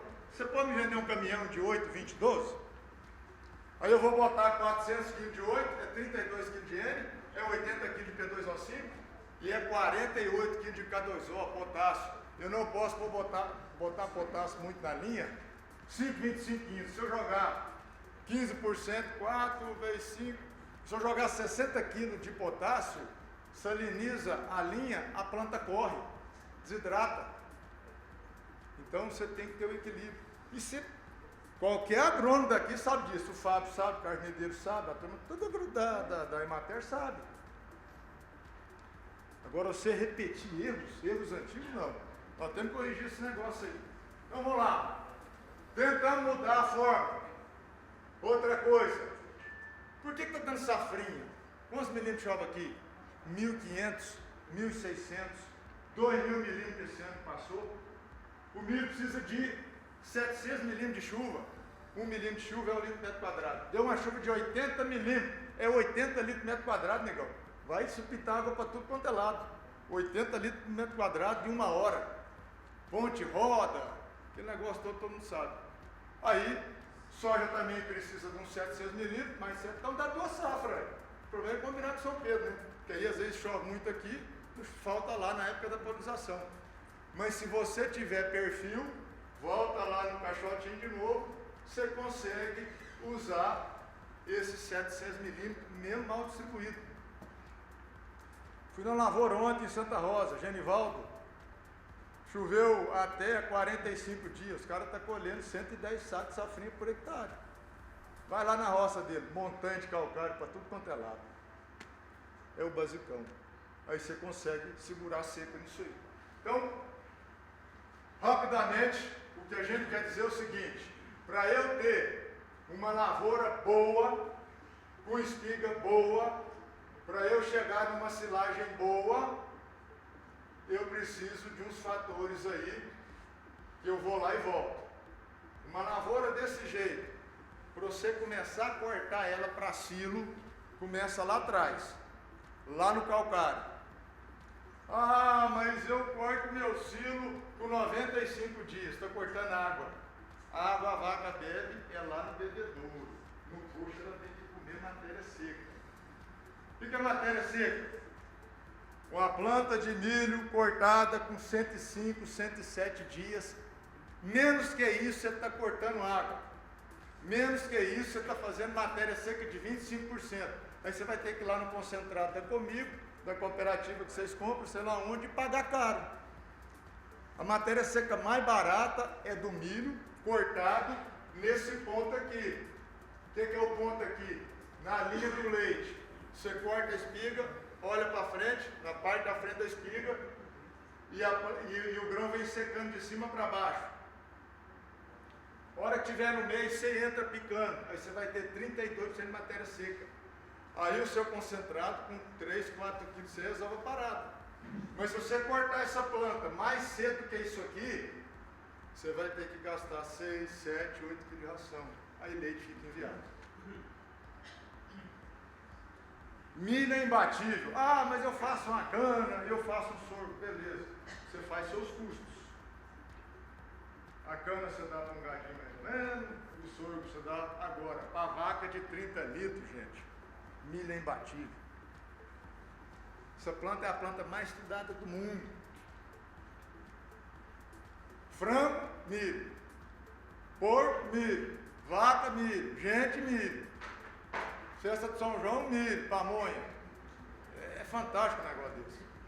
Então não tem jeito de sair fora disso não. Falar em porco, aqui é o seguinte, né? A profissionalização da atividade pecuária leiteira, né? O que você é atirador de leite? Não, eu sou pecuarista de leite. Aí um dia eu fui fazer uma palestra com uma turma de porco, rapaz. Eu falei assim, todo mundo aí é criador de porco? O cara falou assim, somos suinocultores. Eu falei, pecuária de leite. Então, vamos lá. Voltando aqui, o que eu quero falar para vocês, gente, ó. Ó, a velocidade da máquina, um trabalhinho rapidinho aqui, ó.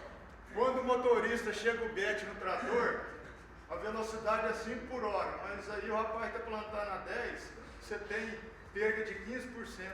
Só no manche. Só do cara tá acelerado, você está perdendo 15%. Olha lá para você ter mais de 15% na atividade, hein, cara. Na velocidade você está perdendo disso. Plantio direto, gente, encosta a grade, pelo amor de Deus, eu nunca vi tanta grade na minha vida, eu tinha 30 anos, só vendo trem plantado no capim. Aí tá aqui, a turma mandando,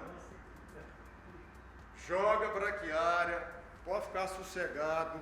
Hoje os tratores, a maioria traçadinho, as plantadeiras tem botinha, encosta as grades, corrige o solo e vamos no plantio direto, isso é bom demais. A lavoura no plantio direto, ela aguenta aí 10, 15 dias a mais do que uma lavoura na seca, ela aguenta muito mais do que uma lavoura de plantio convencional. Bom, e a lagarta? Mas o transgênico veio para ajudar. Veio, mas não resolve não, viu? 2007 veio o primeiro transgênico no Brasil.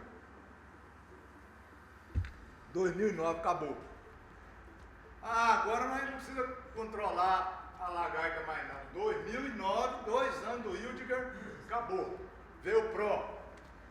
Hildiger foi o primeiro transgênico para lagarta, Pro foi o segundo, Pro 2 foi o terceiro. Pro 2 é lagarta mais glifosato. Pro 3, lagarta, glifosato e diabrótica, aquela broquinha que vai na raiz e tomba o milho. Aí veio PowerCore Ultra, PowerCore, tudo a mesma coisa, tudo para controlar a lagarta. E glifosato. Aí veio o VIP3. O VIP3 é lagarta, glifosinato e mais um herbicida que chama glufosinato de amônio, que é o finale, que é um dessecante para algodão. Ajuda também. Agora com essa sumiço aí, os preços altos de glifosato, a turma tem usado bastante aí. Então, mas e aí? E a lagarta? Você ficou o trem mais fácil do mundo. Esse inseticida bom que tem aí, piretroide, tiametoxan, isso aí controla na beleza. Problema de lagarta e qualquer praga, falando que praga é inseto, e qualquer erva é o time, é o estágio. Você tem que pegar na hora. Qualquer herbicida é bom. Se você deixar um pé de galinha ficar desse tamanho, tchau. Se você deixar um pé de galinha desse tamanho, qualquer cheirinho de glifosato, mateiro.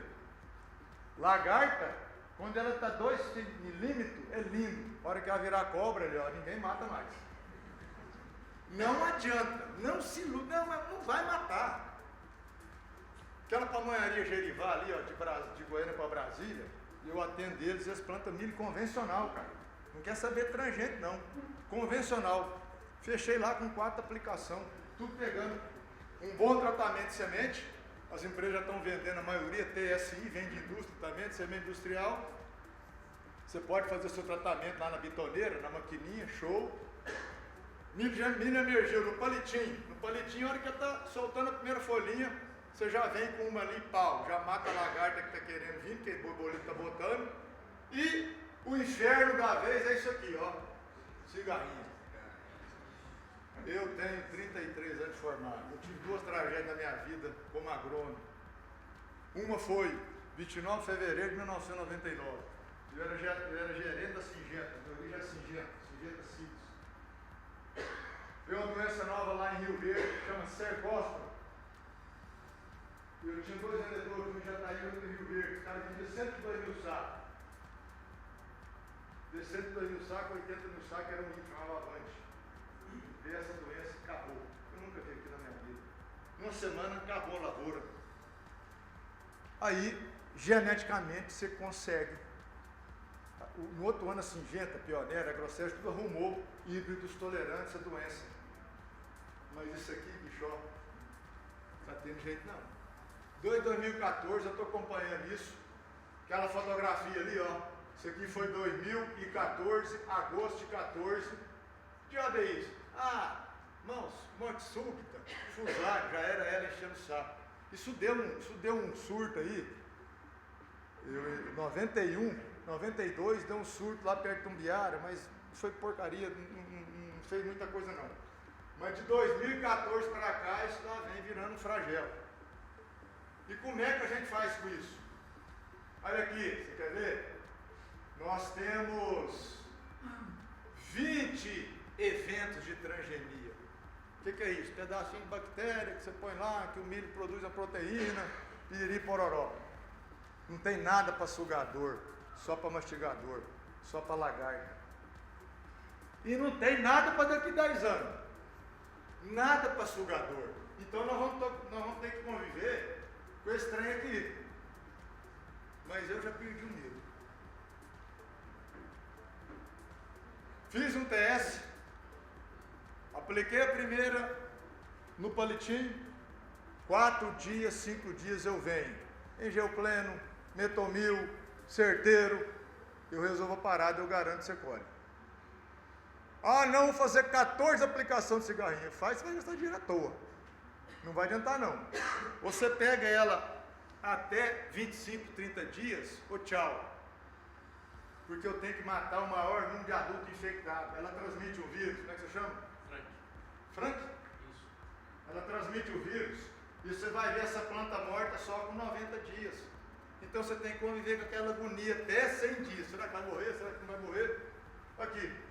Ela vem, suga, injeta o vírus e a planta está vindo belezura. Só que com 100 dias você vai ver ela morta. Então tem que matar o maior número de indivíduos adultos e ele vai estar ali. Se você for na lavoura seca, tem cigarrinha lá hoje para dedéu. Mas até o vírus incubar, se ela atacou com 25 dias, até 100 dias ele não vai matar essa planta.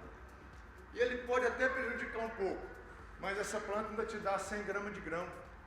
Não significa que quando eu conto uma lavoura e ela tem 20% de planta atacada, ela vai reduzir 20% de produtividade. Ela não vai. Talvez ela reduza 10%.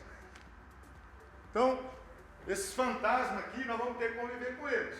Mas sem um veneninho não vai ficar não, viu? E outra coisa. Só uma mais de aplicação. 3. Eu fiz uma, eu plantei a semente. Até 12 dias, a planta está ligada ao embrião, a planta está ligada ao endosperma, ao grãozinho ainda. Como você tratou o grão, o veneno está ali, certo? Ele é sistêmico. 12 dias, desapregou, desmamou. Agora é você, São Pedro, seu adubo e tal. Aí você, vem uma, com 12, 13 dias, matou o maior número de adubo possível. Mais 5 dias, com 3 você pode parar. 3 aplicações, 4 no máximo. E encaixa nos biológicos. Para ajudar. Isso aqui eu vou te falar. Porque isso é o vírus. Esse mosaico roxo aí, essa roxada já é o vírus.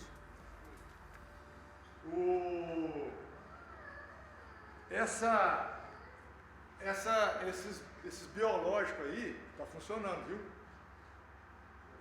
A turma tem muito biológico que funciona, Bovéria, não sei o que, tricoderma, pode usar. Só que uma coisa, é igual usar bardal em tanque de gasolina. Só um tanquinho com bardal não resolve não, você tem que usar ali meia dúzia de vezes para ver que dá resultado.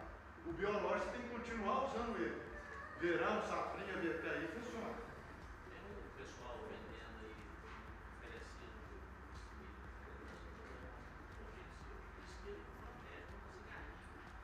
tem gente mais corajosa que os outros. Entendeu? Eu fiz em 2016 foi a pior safrinha de todos os tempos. 2016 plantou, não choveu mais. 2021 e 22 foi a segunda pior safrinha da história. 2016, ninguém cuidou das lavouras, 2017 infestou, eu fiz 1.430 contagens. Dos meus híbridos, eu não te falo que nenhum é melhor do que o outro. Eu fiz um ensaio ali no japonês, no Setoguchi, um milho foi mais atacado. Eu fiz na E10, foi o outro. Então você não tem, são outros fatores que faz aquele híbrido em tal lugar ser menos atacado que o outro. Se você olhar nos manuais da companhia, tá lá, quem quiser pegar pode pegar os manuais, tá lá, vai falar lá, 9006 Pro 2, boa tolerância à cigarrinha, boa. E eu estou considerando tolerância que você vai fazer as 4 ou 3, se não esquece. Não cai nessa besteira não. Eu vendo semente há 31 anos. Eu não falo isso não. Não falo isso não, hein? Eu recomendo isso. Se você não fizer, mas está escrito ali, boa tolerância, se você fizer as 4. Certo? O nível de, no caso, por exemplo, tem por exemplo, de 0 a 10, ele está tolerante até quanto? Mexe não. Sabe por quê? 0 a 10 é aqui. 0 a 10 é aqui. A hora que ele for lá na creúna, o que que facilita, o que é bom para cigarrinha? Uma tiguera de milho ou uma lavoura velha para o lado. Aí, você não tinha essa tiguera e não tinha essa planta velha. Aí ele é 10. A hora que você tiver, ele é 0. Não, é porque igual assim, eu já planto também, já tem muitos anos, já também milho lá, e aí, assim, a gente entrou com o lançamento da Agroquima, e agora a Agroquima inovou esse PW dele lá, no lugar do 2688. Aí ele falou que assim, colocando lá nesses termos aí de técnico, tudinho, que ele está tolerante até 7 a essa cigarrinha aí. Uhum. E ele inclusive na parte dessas do clima aí também. Eu ele entendo. plantou lá Eu entendo. Essa variedade lá foi a maior produção que nós já temos até hoje lá no fazenda. Eu entendo. Então, assim, Eu entendo. Ali naquela condição. Aí é uma coisa que... A hora que um trem inverter, aí você vai falar, mas você não falou que ele era 7? É outro fator. Essas 1000 e tantas contagens que eu fiz, até hoje eu faço e vejo. Você fala, mas caramba, por que aqui deu e ele não deu? O mesmo lote, o mesmo híbrido. Então são outros fatores. Qual, para mim, o pior? Lavoura velha, perde lavoura nova. Você tirou uma silagem, as tiguerinhas que fica aqui, as espigas brotando ali, dá 1 milhão por espiga. E lavoura suja, principalmente com gramínea. Ajuda bastante a ter muita cigarrinha. E o que ajuda a não ter? Alternância de princípio ativo, os 3 tratamentos sequenciais, um bom tratamento de semente, aplicações noturnas com caudas maiores, com volume de cauda maior. Se você faz 120 litros por hectare, faz com 150, você vai pegar mais. Tá bom? Mas isso aí, se for, eu tiro um dia para nós falar de cigarrinho. Vamos aqui, senão o exame me bate. Bom, melhoramento de doença, isso aqui já está dominado. Uma aplicação ali no cartucho tá bom. E vamos lá para a silagem que interessa. Então vamos lá. Gente, 64% da planta do peso quem me dá espiga. Então aquele cara que planta para você, que fala para você, eu vou jogar mais um caroço por metro, para você ficar com 70 mil plantas, ele não é seu amigo. Ele está piorando sua lavoura. O número de plantas por hectare é o que o meu caixote de solo consegue ter. Se é 50-50, se é 55-55, se é 60-60. Não, mas eu vou pôr 70. Vai produzir menos. Vai produzir palha. O que a vaca come é matéria seca, se possível com um pouco de grão para te dar amido, porque amido te dá litros de leite por hectare. Nós vamos ver um ensaio do PDPL aqui de Minas Gerais. Nós temos 3 itens muito bem colocados. Plano de desenvolvimento da pecuária leiteira de Minas Gerais, Faculdade de Viçosa no meio, com Epamig e tudo, medindo litros de leite por hectare. O híbrido tem que ser bom nisso. E para ele ser bom, não é ele ter espiga bonita, tem que ser um conjunto. Entra lá no calcário, chega aqui com o número de plantas ideal e eu vou colher essa planta com 105 a 107 dias de plantado, vai me dar bom amido, vai me dar a linha do leite certinha ali, e aí eu vou ter 64 do peso da planta sendo espiga. Aí eu tenho toneladas por hectare boas. Ah não, mas você conheceu o Zé Geraldo, lá de Arizona? O Zé Geraldo era um cara de matéria, bom demais. Eu vivi com ele naquelas turmas de barragem lá, e 4 hectares, 1 hectare, e os caras falavam assim, o Zé falava assim, o cara falou pra mim que não gosta de silo seco, meio seco. Ele falava assim, você perguntou pra vaca? A vaca tem que saber, pô, a vaca tem que dar 30 litros de leite e transformar essas 32% de matéria seca em carne e leite. Vamos fazer a conta? Então a vaca pesa 500 quilos. Ela come 3% do peso livre de matéria seca. 3% é 15 quilos. 15 quilos de matéria seca. Você dá um jacá de 50 quilos para a vaca. Tem só 25% de matéria seca, o resto é água. Vai dar 12 quilos. A respeito aí que você falou dos 105 dias, vai ter diferença com variedade de câncer ou... Muito pouco. Muito pouco. 105, 107 dias, vigia todos. Não vai baixar disso aí. Se o cara falar para você que é 95, você vai colher água. E depois que você fica velho, você fica ranzinza. E sabe por quê? Toda vez que o cara vai colher com 95, dá 25% de matéria seca, cara. Do meu híbrido, de todos os híbridos aí que a gente vê.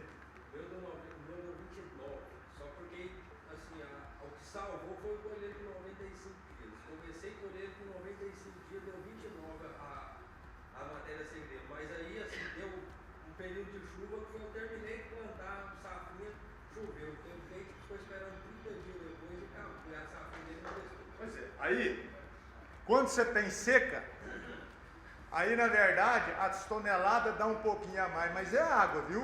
Não é grão não. Não, sim. O que eu fiz um mês atrás? Só vigiei lavoura, o cara perguntava pra mim assim, cor de silo ou espero grão? Aí milho tem um trem danado. Milho tem um negócio que chama dissincronia pendão espiga. O que acontece? Na seca, a planta atrasa um pouco, a boneca não vem, o pendão solta o pólen, porque a boneca não está aí para te dar dinheiro, ela está aí para perpetuar a espécie. Aí a boneca tem 700 grãos, aí não tem água. Ela fala assim, não vou não, porque eu não tenho água para sustentar 800 grãos. Aí vem o pólen, solta o pólen, aí ela fala assim, eu tenho que perpetuar a espécie. Aí ela vem com os cabelos, poliniza meia dúzia de grão. Isso chama dissincronia pendão espiga. Aí a turma tudo doida com essa seca, fala, o que eu faço? Espera um pouco, que sabe quanto que vem no sabugo? Mais 30%. O sabugo sem grão nenhum te dá mais 30% de peso. Aí eu segurei o Leonel aí, ali na saída para Goiânia, Leonel, calma Leonel, deixa eu vir o pendão, deixa eu vir o sabuguinho, ainda deu 13 toneladas de silo. Uma lavoura ruim, baixinha, sem grão, dá 13 toneladas de silo, água, você esperar vir um sabuguinho sem nada. Uma lavoura boa de silo dá 42 toneladas de silo. 49, 50 eu já colhi. Ah não, mas eu colhi 60. Vamos fazer essa conta direito. Primeiro tem que ter 60 mil plantas final, com 1 quilo cada. Vai pesar para ver, né? Mas beleza, dá discussão. Tranquilo? Beleza? Ah, outra coisa aqui, ó. Pelo amor de Deus. O carinha que vai colher para vocês aí, com todo respeito, trabalhador, manda ele parar a máquina pelo menos uma vez. E manda afiar aquele trem lá, ó.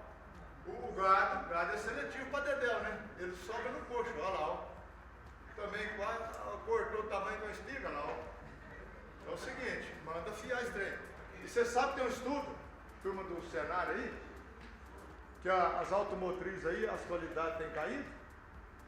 Por quê? Chega lá, você tem 3 alqueiros, você tem 2, fala, rapaz, vou aproveitar a máquina, pau! Aí colheu a sua com 100, a sua com 90.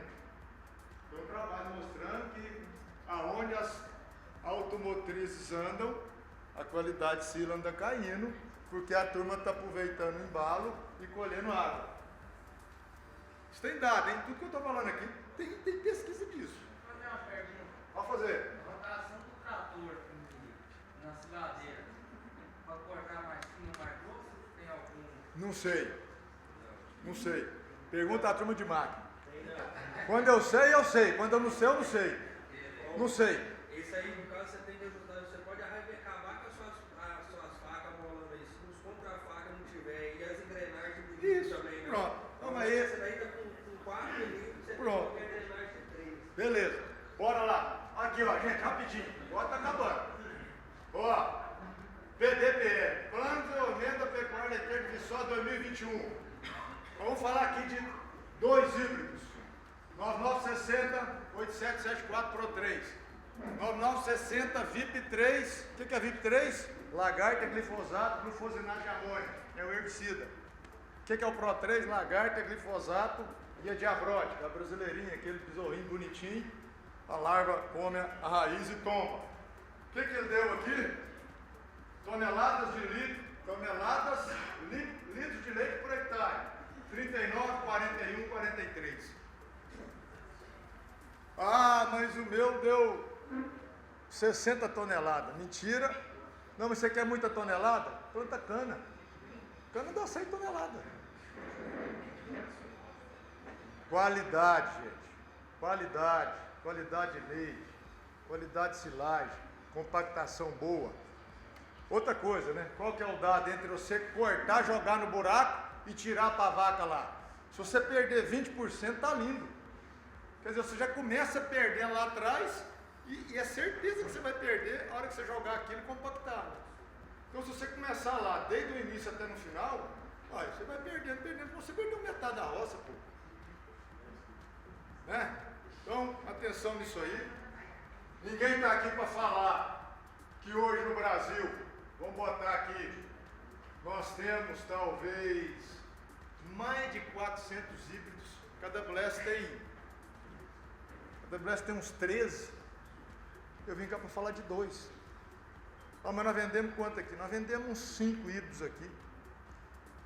O Marcelo ali vende 2, os Canaça vende 3, e esses 2 aqui mais específicos para silagem. Ah, mas dá grão? Dá. Companhia nenhum cria híbrido para silo. Companhia cria híbrido produtivo. Aí depois lá eles vão fazendo as análises. Ó, a bromatologia desse aqui é melhorzinho. Ó, esse aqui, ele aguenta mais uns 2, 3 dias lá no ponto de corte. Aí você direciona. Ó, a planta é um pouco mais alta. Então significa que ele pode dar um pouquinho mais de volumoso, mas ele tem que ser equilibrado com a espiga. Não adianta ele ser um bambu se a espiguinha for pequena. Entendeu? Um exemplo é esse aqui, ó. Olha aqui, olha que tamanho. Os caras não é baixinho não. Tudo 99,60. Bom padrão de espiga. Olha lá. Isso aqui é região de Orizona ali, ó. Vende até. Região de Orizona, Silvânia, é um dos mais plantados lá. Aquele João Vander lá, parece que produz muito leite, planta muito tempo. Aqui, Sérgio Pragão também, uma boa qualidade de grão, não cai. Ah não, mas será que ele é alto, ele não cai? Eu trabalhei na Singenta 16 anos, o milho que nós mais vendemos na vida chamava Master Excel, eles eram um bambuzão, mas não caía, produzia horrores. E Pacilo mais ainda, que vai tirar ele com 100 dias, 100 e poucos dias. Não vai dar zebra não. 8774 Pro 3, padrão bom de espiga, alto, a diferença disso aqui, sua boca é vermelha, a gente consegue, em alguns ensaios aí, definir e tirar. Isso aqui é da família do 1820, a Grosselia 8480, tudo que é Pro 3 vem de Monsanto, tudo que é VIP 3 vem de Singenta. Porém, a Singenta é melhor de negócio, você pode usar as linhagens suas e só o evento dela. Evento de transgenia. Pessoal, quem é turma mais velha aí lembra desse cara. Falava o seguinte: no que diz respeito ao empenho, compromisso, esforço, dedicação, não existe meio termo. Você faz um negócio bem feito ou você não faz. O que a turma do Senar está falando? Vamos ajustar, cara.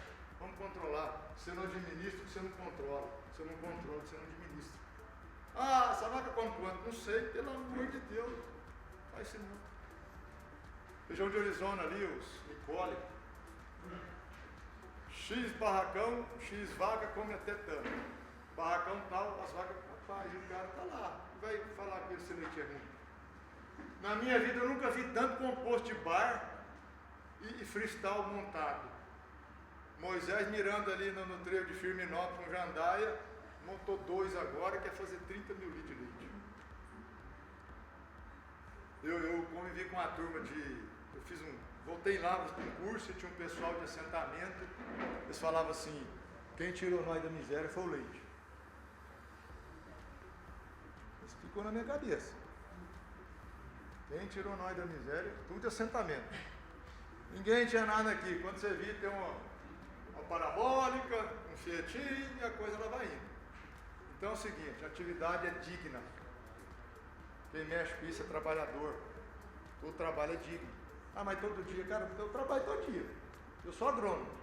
Sou representante de uma empresa de semente, trabalho todo dia. Se o domingão tá lá o Maurão mexendo com o papelinho da cada blessa. Todo mundo tem que trabalhar. Então, use essa atividade de vocês. Ela, com a ajuda do pessoal, da cooperativa, é rentável. Com alguns ajustes aí, vocês conseguem trabalhar menos, eu falo isso muito dentro da companhia. A gente pode sofrer menos para trabalhar, né? Você tem que trabalhar todo dia, mas você pode sofrer menos. Tá aí as ordenhadeiras, né? Os controles, tudo mais fácil de mexer. Tá bom? Que eu puder agregar, Marilzan, milho é muito grande, é um negócio estimulante. Se precisar, depois você me chama de novo, a gente faz outras. Tem muita coisa para falar. Mas o ponto que eu gostaria de deixar para vocês é o seguinte: cuidado com cigarrinha. Calcário e gesso pode comprar o tanto que vocês quiserem. Aquela história que, vou usar 3 toneladas de calcário por hectare que vai. Não, pode usar 10. Pode comprar. Cigarrinha, muda os adubos e população de planta. Não vai na conversa do cara que quer jogar 70 mil plantas por hectare na sua roça, não, que você vai colher silagem mal. Por isso que o saquinho tem 60 mil sementes. Obrigado, boa noite.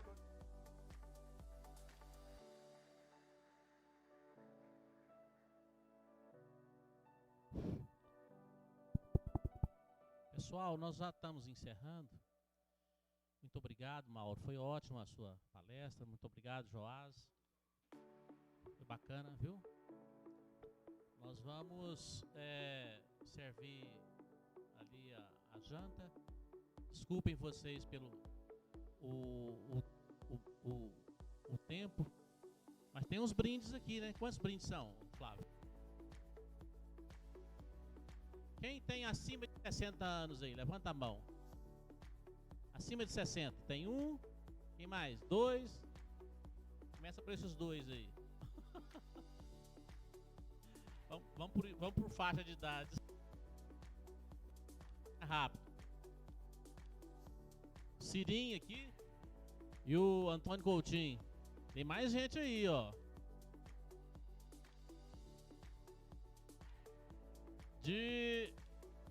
Pode vir cá, Antônio. Você pega aqui, ó. Vem cá, compadre Cirinho. Tio tem mais de 60, não tem não, tio? Quantos anos o senhor tem, tio?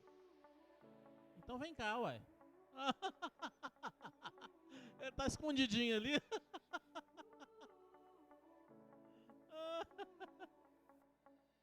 Opa. Aqui o chapéu.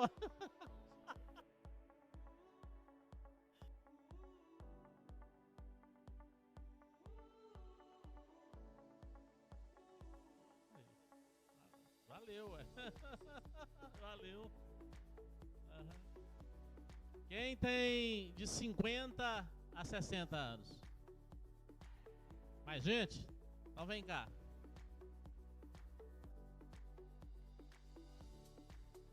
Aqui é 6. A gente vai dar então. 1, 2, 3, 4. Simval 5. Pronto.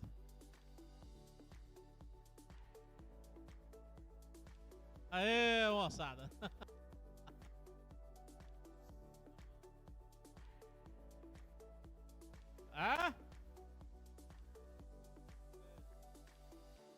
Deu certinho. Valeu. Obrigado, viu, Flávio? Obrigado, pessoal. Pode ser. Tá tudo bem?